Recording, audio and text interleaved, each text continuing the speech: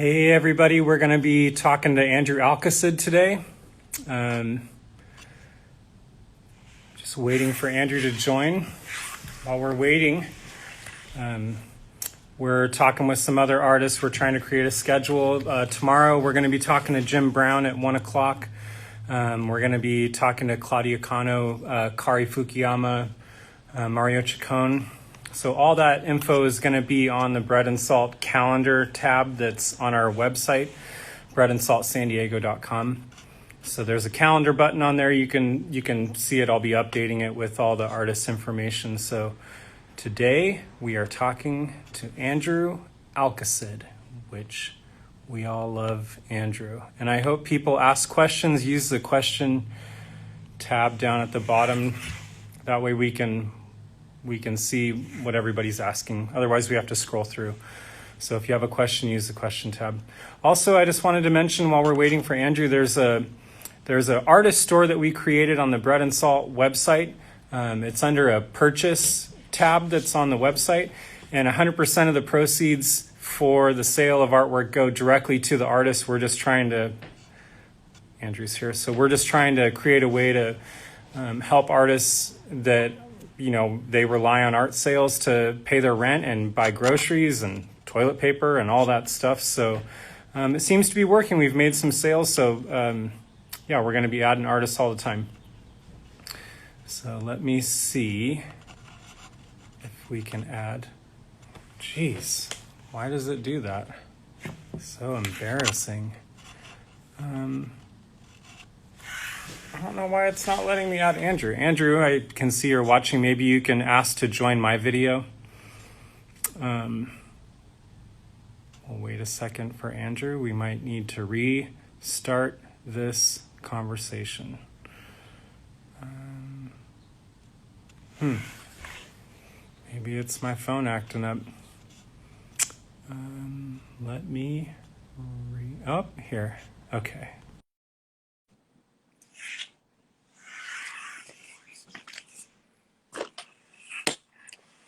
Connecting. Andrew, what's up? You're so cool. Tom, dude, I have no eyebrows, bro. Fuck, I'm losing my hair, man. Chemo fucked me up. I'm sorry, dude. So that's just how we're starting this, huh? Good news, though. What?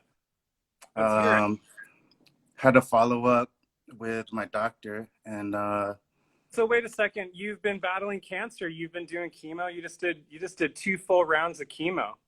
yeah. Right? So, and you just got a PET scan the other day. What's the news? Yeah, it's gone. That's your announcement. I am cancer-free. Man, I fucking hope so, dude. I know, I need to stay that way. Yeah, that's fucking great news. I'm glad to hear that here where everybody else can hear it too. Hopefully we'll get some questions and some love for Andrew. That's really great to hear that, dude. Yeah, man. And hopefully you can grow that beautiful long hair back. It's gone, bro. You look like Lee Levy. I'm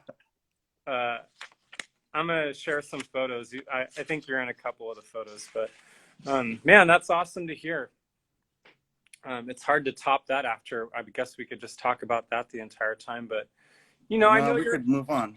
Right. I know you're more than all that. You've been sick, but you're an artist. You've been kicking ass for a long time. You're a young guy. You have a lot of shit to do in your life beyond this cancer shit. So thanks, man. Yeah, if anybody has any questions, feel free to use that question icon down at the bottom.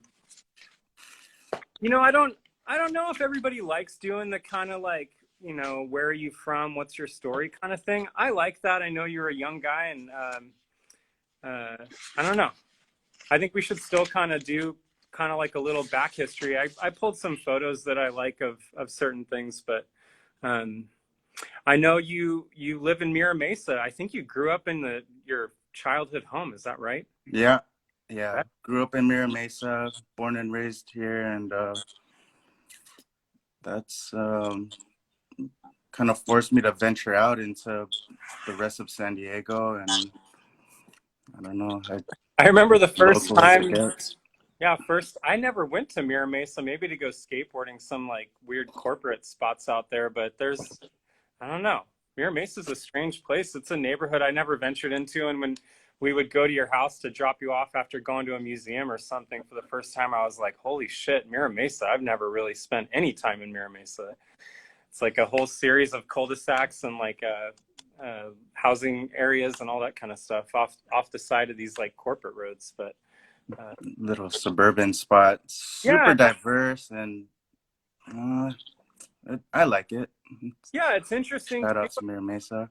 I think because of the landscape, it kind of lended to you doing this kind of neat, a couple of neat things. I know early on you were doing a lot of street art and graffiti. I'm sure some Yeah. illegal stuff, and I think that kind of transitioned into doing like the electrical boxes that you see a lot of people doing, like in Hillcrest and stuff. I know Mira Mesa is like just they're everywhere, you know, because of Yeah. like, big throughways and all that kind of stuff.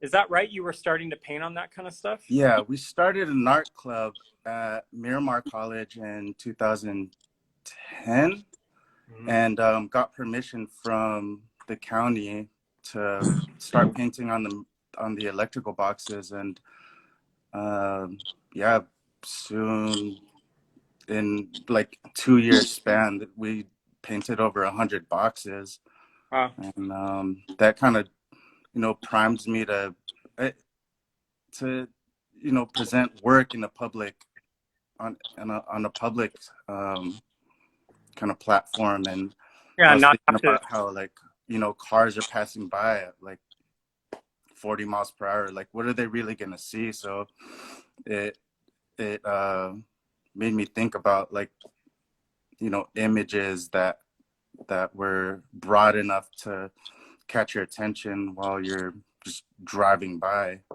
Yeah, and it's funny, like you've been on Instagram for a while. I hate kind of talking about social media and using all these different platforms, but it's what we've all gotten used to. You have this great kind of chronological order to your art process, like going all the way back to doing those electrical boxes. And I was looking this morning, like you were posting tons of that kind of stuff, and you can see this kind of development of this kind of geometric mark making kind of stuff that you were doing. It's like these almost like stained glass looking kind of things, and Yeah, geometry and all this stuff that, like you're saying, is easily readable when you're driving in a car, to see this kind of like, you know, electric box that's been painted with these solid colors and things. yeah, I just saw them as like a series of canvas that would appear every quarter mile. So I Yeah. saw them as like almost like some of them were clustered in threes, so kind of like a triptych. Some of Yeah. them a diptych with two boxes. And again, at the time, I was going to Miramar College, which is right next to this Home Depot. So I was obsessively going there to check out their oops paints and getting all these weird colors. Oh man, So that's a cool thing to mention. yeah, Bring it up was later. kind of like working with this limited palette, but it was really diverse because they had some funky colors, like weird oranges and like messed up purples. So I was trying to find spray paint that would complement that and make these uh, color combinations that would be eye-catching for Were you drivers. using spray paint on those boxes, or was it just oops paint, house paint? Both spray paint and oops paint, like house paint. So I was like doing mixed media, spray paint and brush work to try to achieve the different marks that. Yeah, I'm just gonna jump into it. The next big thing that I think that was kind of happening at the same time, uh, it's pretty incredible looking at the scale of this mural that mm, you did. If you could talk to us about this, and if you look in the background of this mural, you can see some of the geometry that you were playing around with on these electrical boxes. yeah, But that was tell us yeah, that about this was mural. That was done in 2015. And that was on the side of the freeway. So you could see it if you're going southbound on the 15, right before you exited Mira Mesa. And it was 32 feet high by 250 feet wide. And there were 6 levels of scaffolding, and I worked on it for about 3.5, 4 months. It was I don't know if you want to hear the inspiration, but the Altarpiece of Ghent by Van Eyck, I took that as kind of the inspiration. And I don't know if you could zoom in all the way, but I included that lamb that's in his painting. There's like a Lamb of God that's in the center of his painting. I put that right in the center, like underneath the sunset.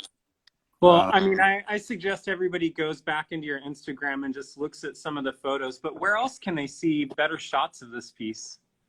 Because the mural still exists, but you could tell us more about it.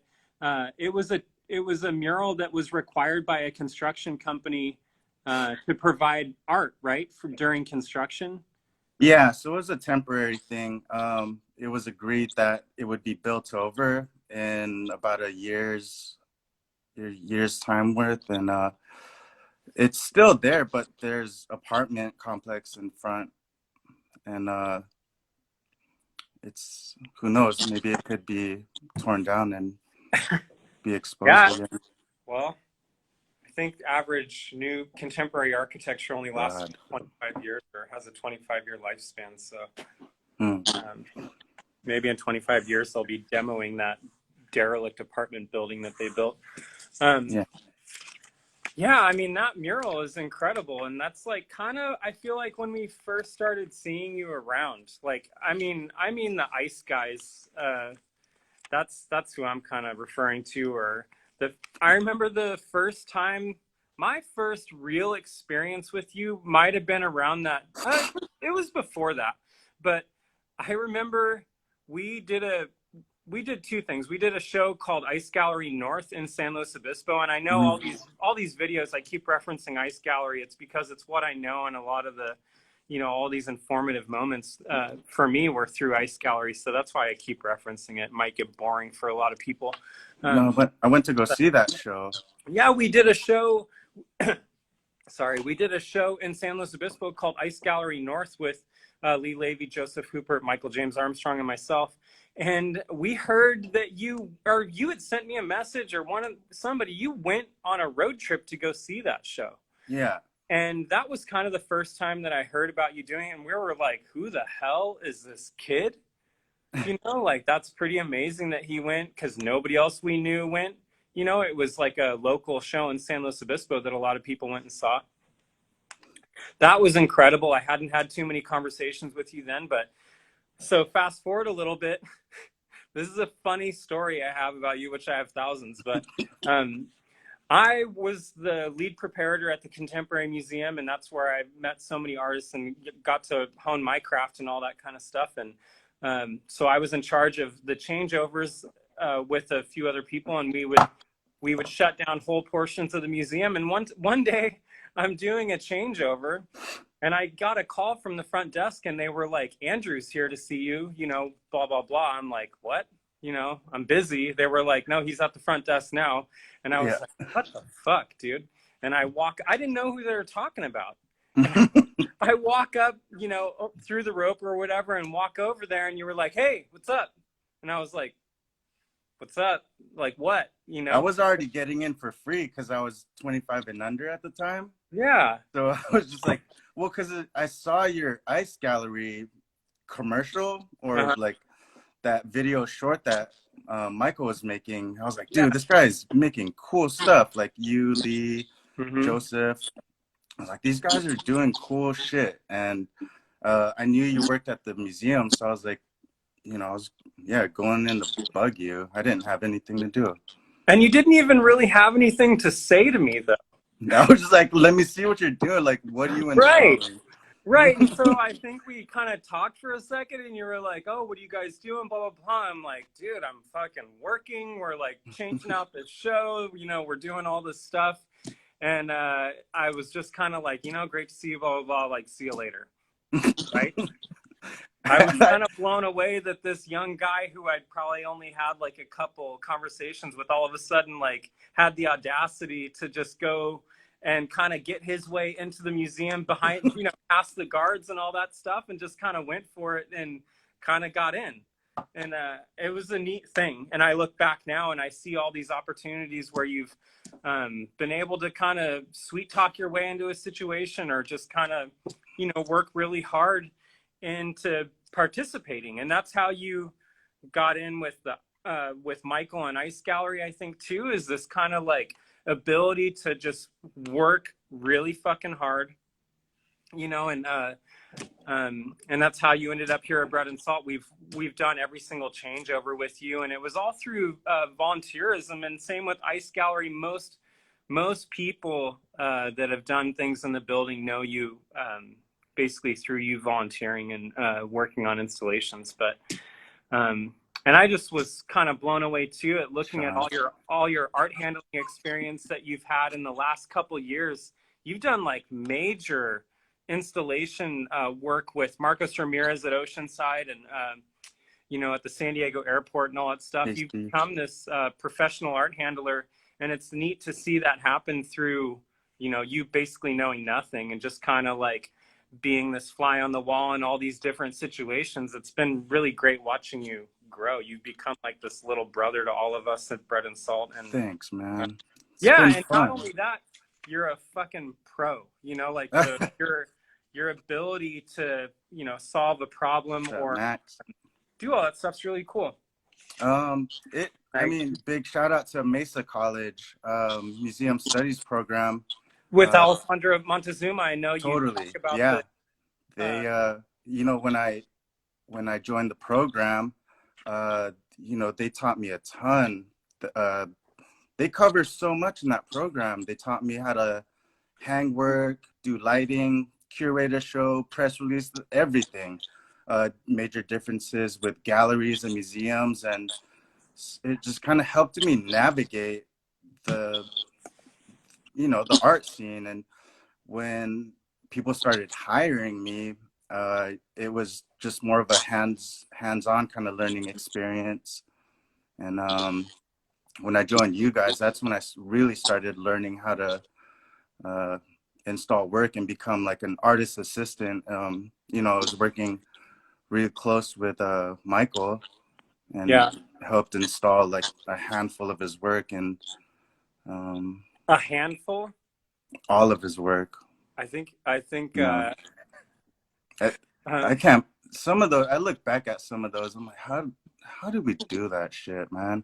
Yeah, it's through a dedicated group of people. You know, I mean, you look at the scale of some of these things, like, you know, Michael's spread pieces or, you know, any of these things, we've all used your help.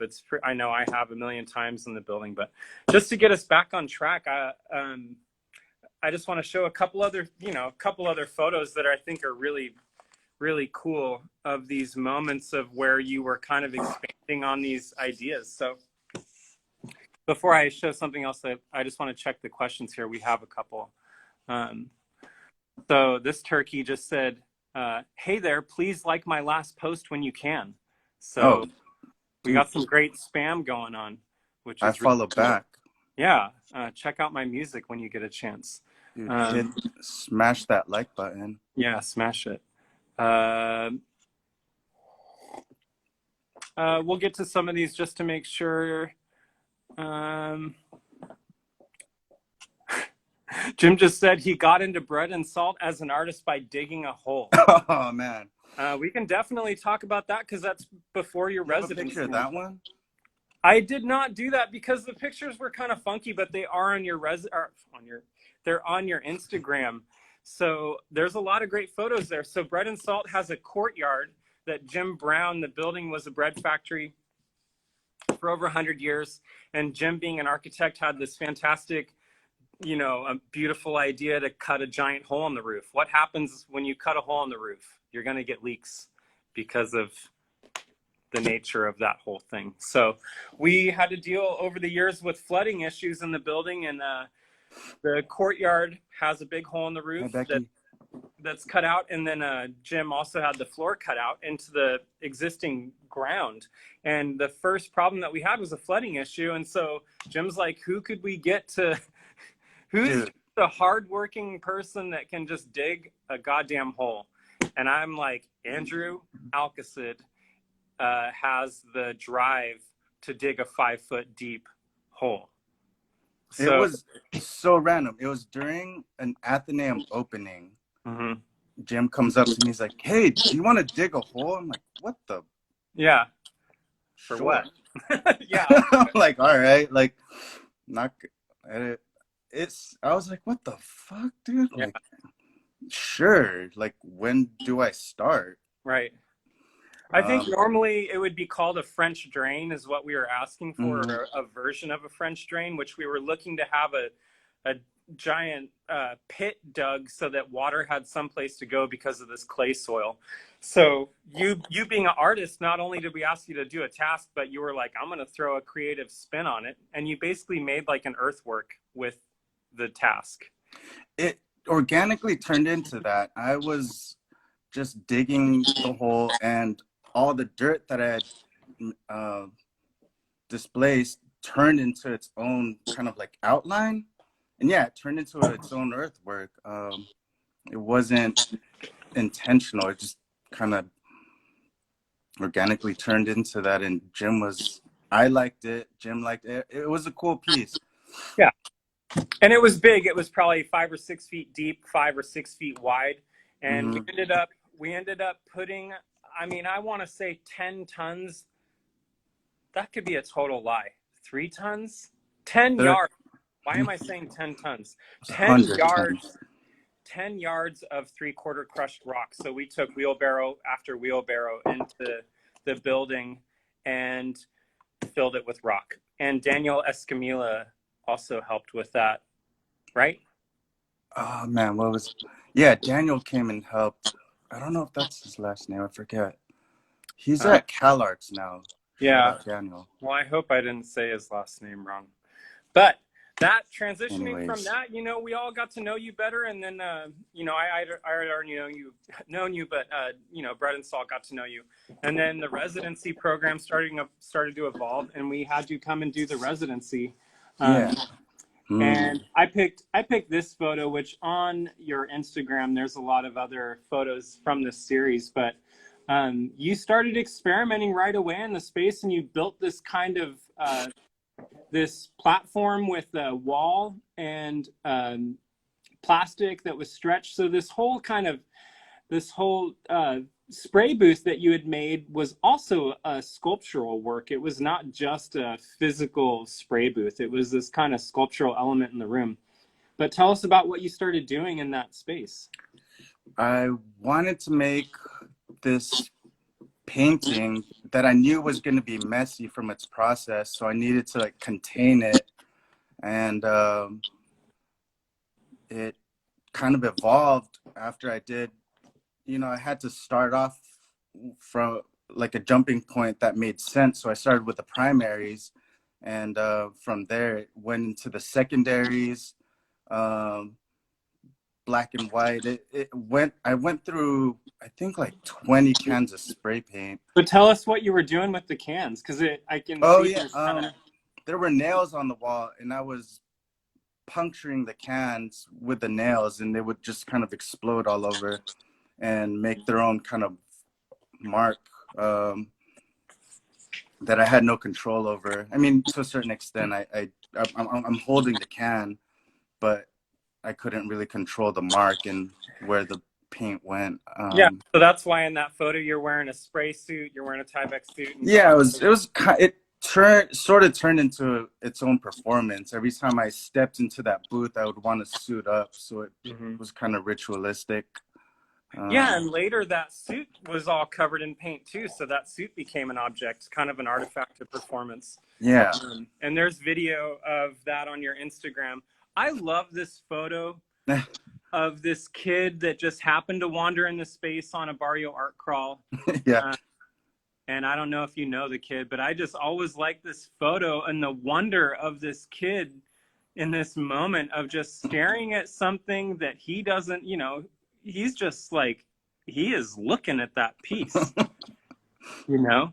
And you can kind of see the action of these spray cans exploding. You can't see the nail, which I always thought was kind of cool. Mm. But that piece evolved and evolved and evolved over the time that you were there, and Totally. became all Yeah. these different things. It became a static panel at one point, and then you started deconstructing things, and you were building things in that space. You were painting on everything. You were using all different mediums. That was super fun. I mean, from my graffiti days, I was used to painting on walls, and plus that mural in the boxes. So painting on everything except canvas, that's what I really love to do. I love painting on walls. So, building my own wall and then having the whole space to paint on was, that was super fun. Yeah. I mean, we could talk about the stuff that you're doing now, which I know you've messed around with painting on some stretch canvases and stuff again. But Yeah. the next thing that I really liked, and it goes into kind of a storyline of what we were talking about, of you just having this ability to kind of work your magic to get to know people and spaces and things like this. I was so shocked when you started doing what you were calling the Mingay sketches. Yeah, man. I was working at the Mingay Museum as a prep, and they started renovation. So I started asking them, like, hey, since you're gonna demolish everything, let me paint on the walls. They were already allowing board members and staff people to draw on the walls. So I was like, yo, let me draw on the wall. But I was doing a little like more intricate stuff. And they loved what I was doing. So I did a whole kind of like museum takeover. You took over every single gallery in the Mingay basically, and you did a specific geometric drawing on almost every surface. Some were on the ceiling, wall, floor, and so on, because they were demoing the entire facility for a remodel. So you basically made the entire building your palette, like around corners, on everything. Yeah. Going back to kind of what you learned from painting the boxes, you were using, I know you gathered all the paint that we had at Bread and Salt too that was left over. You were just mixing all these different paints, and you were coming up with these really wild colors. And I posted a video to the Instagram story earlier for Bread and Salt of you using your hands, and you were not using paintbrushes. You were kind of finger painting, just using like this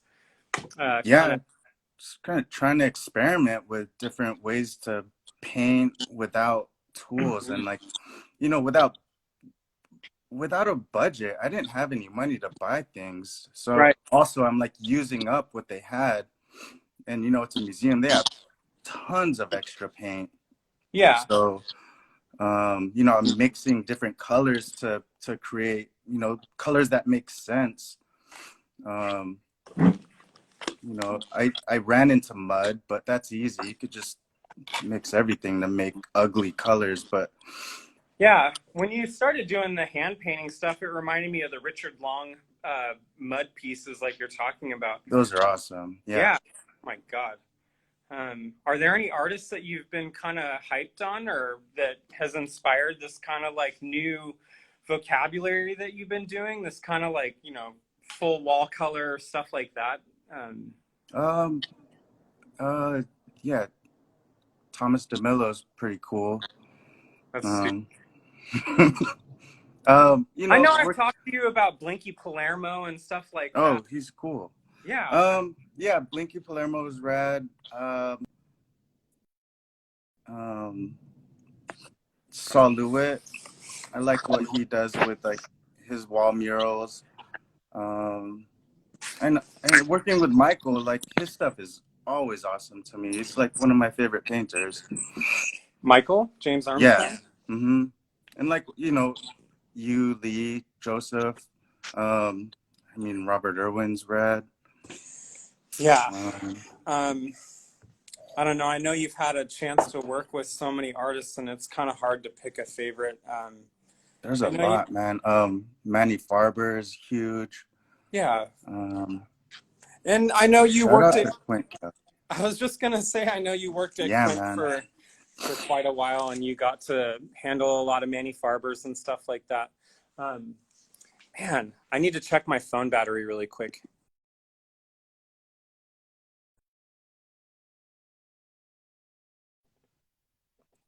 Phone's gonna die. Um, yeah, shout out to Quint Gallery. Mark Quint, Nina, Sarah was there, Sean, like all those guys. Love you guys. Roy, love you, Roy. Um, Glad, Yeah. yeah, all you guys Um, are.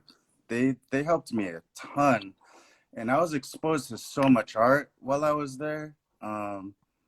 Yeah, got to work closely with some really amazing Manny Farbers, and yeah, just like every experience, just you know, taught me so much and exposed me to so much art. Uh,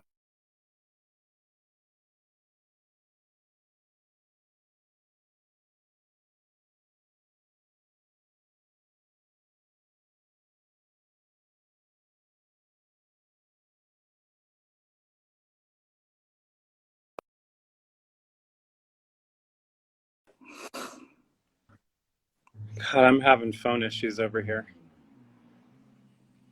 So not professional. Damn, bro, it's cool. What should we do? What uh, now? I don't know. Let's keep talking, see what happens. While we're Yeah. talking I Manny know you. Farber, what? I was just thinking. I know how much you helped me when I had a show at Quint, and like you helped me get in there after hours to do stuff, and you were always just helpful. Uh, I remember one time I found a telephone pole on the side of the road and I didn't know who to call. And I was like, I wanted to take the telephone pole. And I was like, man, I got to call Andrew. And like 2 seconds later, you're helping me put a telephone pole on top of my Datsun truck. And we tied it down. Yeah. And that became a piece of mine. But yeah, that was a pretty funny time when I was working at doing a show at Quint and you helped me. Um, just to talk about other stuff too, I want to talk about ceramics. Ooh. There's, I mean, we could talk about ceramics and plants forever, but I love this kind of pot series that you were doing for a long time, and I know I just went to San Diego City College and uh, got to see some of the stuff you were doing there. We were just hanging out in the ceramics department. Calm down, Sean. Yeah, ceramics is. I started at Miramar College probably 2000. Damn, when was it? Maybe 14, 13, and didn't think much of it. I re-enrolled into City College. Met YC Kim, and she taught me a ton and kind of found my voice in that medium. Yeah. Um, and here, I have one right here. Oh, cool. Whoa. Is that a This is an air tillandsia? plant. It's not really planted in, but I found this like coil pot style that I am obsessed with. Yeah, show us some other plants there if you have plants. Uh,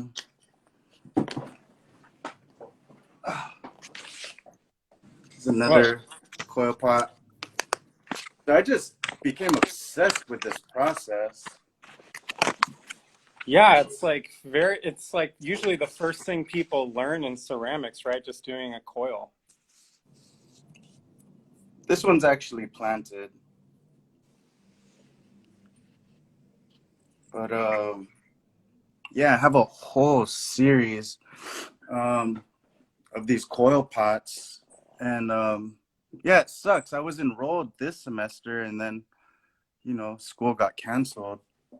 So uh, just Yeah, that that sucks. I that's mean, all. I just like I don't know, two and a half weeks ago or so. I don't know when it was. You were helping me pick up some of my artwork from San Diego City College Art Gallery, and you were in the ceramics department, and I just hung out with you in the ceramics department while you were glazing a bunch of stuff. Yeah. Um, and you had like I tried to find a photo because I know I took a photo, but I don't know what happened to it. You had like 50 coil pots in front of you, and you were glazing the little creases in them. Yeah. Um, so you definitely don't work one at a time. You're doing this kind of like mass.